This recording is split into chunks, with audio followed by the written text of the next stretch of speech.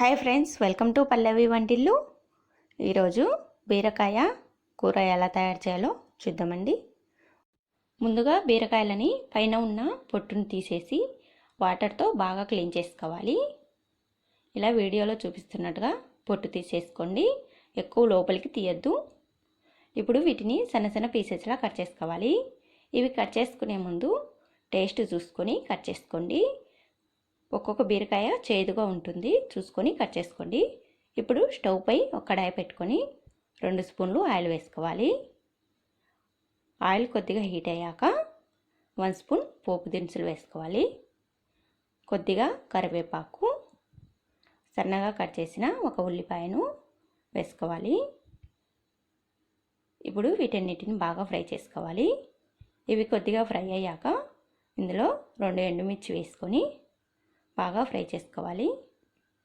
ఇవన్నీ ఫ్రై అయ్యాక ఇందులో ఒక 4 మీడియం సైజు టమోటాలని సన్నగా కట్ చేసుకొని వేసుకోవాలి. ఇందులోనే ముందుగా కట్ చేసి పెట్టుకున్న బీరకాయ ముక్కలు కూడా వేసుకోవాలి. ఇలా వేసుకొని అన్నిటిని బాగా కలుపుకోవాలి. ఇలా బాగా కలుపుకొని దీనిపై మూత పెట్టుకొని మంటని లో ఫ్లేమ్లో పెట్టి ఒక 5 నిమిషాలు మగ్గించుకోవాలి. 5 నిమిషాల తర్వాత మూత తీసి బాగా కలుపుకోవాలి. ఇలా కలిపిన దానిలో 1/2 స్పూన్ పసుపు, టేస్ట్కు సరిపడినంత సాల్టు, మీ టేస్ట్కు సరిపడినంత కారం వేసుకోండి. కారం తక్కువగా వేసుకుంటేనే కూర టేస్టీగా ఉంటుంది, చూసుకొని వేసుకోండి. ఇప్పుడు ఇవన్నీ వేసాక ఒకసారి బాగా కలుపుకోవాలి.